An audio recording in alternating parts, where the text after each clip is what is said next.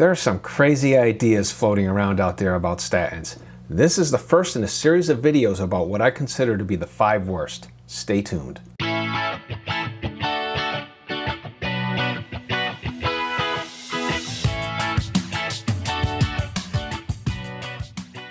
When I compiled the list for this series, I followed one rule. I'm only including bad statin ideas that have actually been put into practice or have been seriously suggested by the medical community or by the pharmaceutical companies.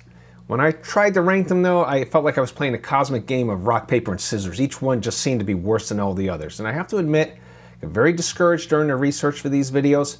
I thought I would have trouble finding 5 such bad ideas, but it was so easy, and the proponents trotting out so much propaganda, I could feel myself getting upset. So let's get to it. Here's the first one. The first bad idea: make them available over the counter.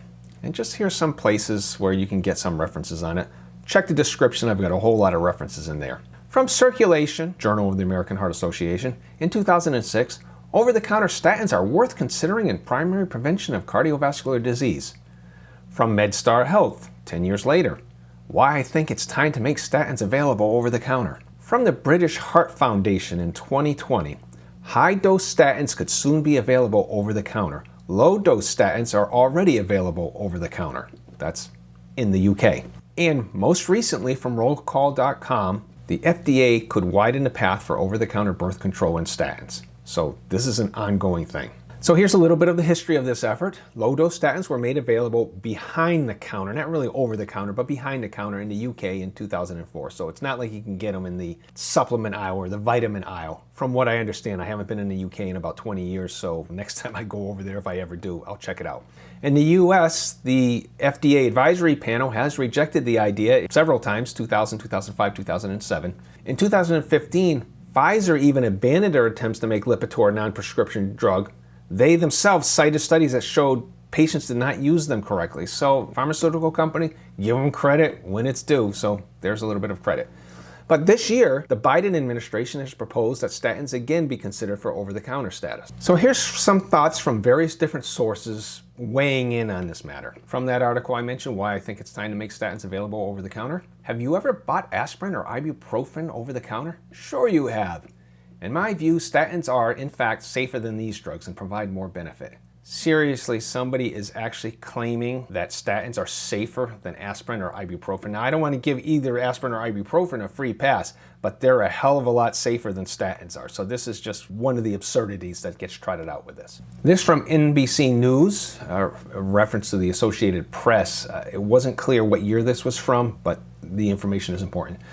Federal health advisors recommended against over-the-counter sales of cholesterol drugs, saying that patients need medical assistance for treatment of a chronic condition that has no symptoms and could require drugs for life. Advisors worried that the wrong people might take it if it sat on open drugstore shelves, particularly after a probable aggressive advertising campaign to sell it. Yeah, you know that's what would happen. There would be those ads with the fancy jingles would all come out and they'd be selling us these things, take this supplement. Advisors expressed misgivings because studies indicated that 90% of people who took Mevacor didn't meet the requirements of the label. In other words, they ran an experiment in which a pseudo pharmacy was set up and people were allowed to go in and decide whether they wanted to take the Mevacor. Some people were too young or not sick enough. In other cases, the risk of heart disease was so high that the patient should have seen a doctor. So yeah, there is the danger of people not seeing doctors says, oh, I can just medicate with this supplement. The panel advising the FDA also voiced concern that women who were pregnant and did not know it would take Mevacor and possibly damage the developing fetus. Now, this was a Mevacor study, so I'm sure this applies to all statins. This is actually the first time I realized that they could actually damage a fetus. Pregnant women should definitely not be taking statins. This is the first time I've actually seen it in writing.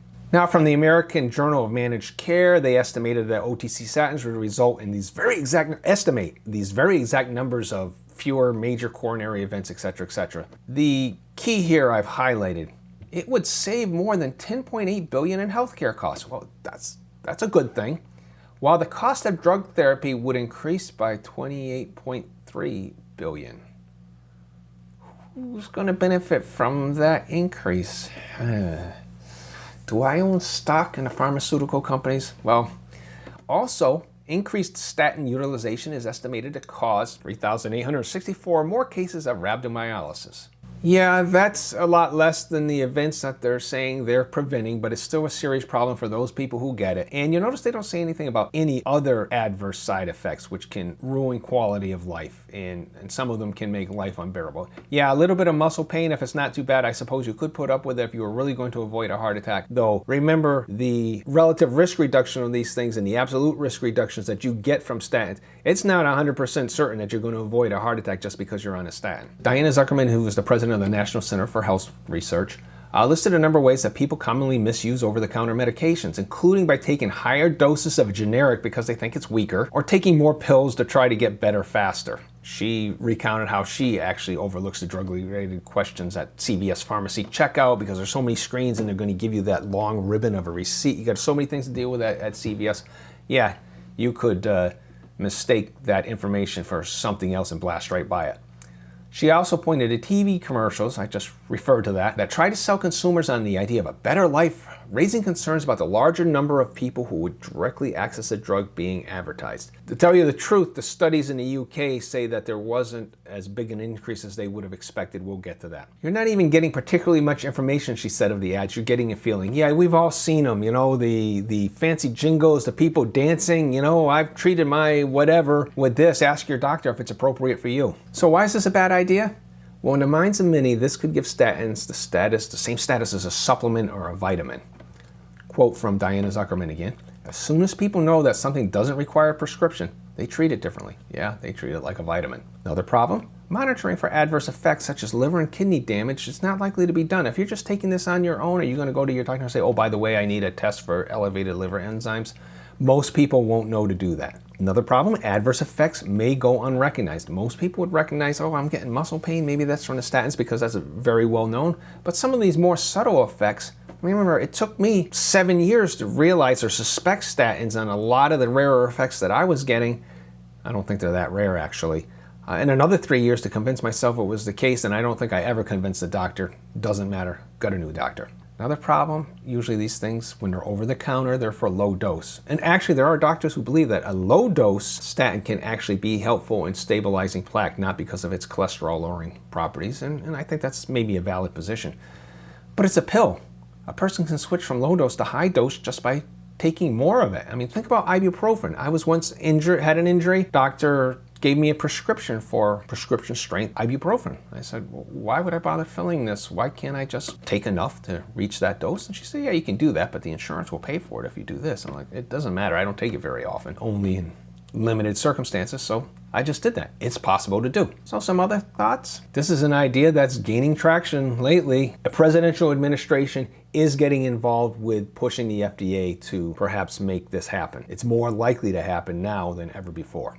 Many studies in the UK showed that not enough people are taking over-the-counter statins. So the point there was the study showed that making it over-the-counter didn't have the intended effect. Now, I don't think the intended effect was a valid one. They want to get more people to take statin, as opposed to making it easier for people who maybe really ought to be on statin. You know, they actually have objections to it, or some organizations in the UK have objections to this, but not for the same reason that I would have an objection to it. So while no prescription is needed, even in the UK, low-dose statins are still regulated to some degree. So they are, like I said, behind the counter. If we could set up that kind of requirement in the United States, there was some question as to whether that could be done or not. But I think it certainly should be possible. I mean, if it does become an over-the-counter statin, I hope it becomes a behind-the-counter statin, actually, where you actually have to talk to a pharmacist, and hopefully the pharmacist will ask you the right questions and maybe seed some doubt in your mind about whether it's appropriate to be taking this just willy-nilly. So that's all I've got on this particular bad idea. Next week I'll go over another bad idea, and if you appreciate this content, please like, share, and comment, subscribe, hit the notification bell, all that. And if you haven't seen this video, I recommend you take a look at it now. Thanks for listening.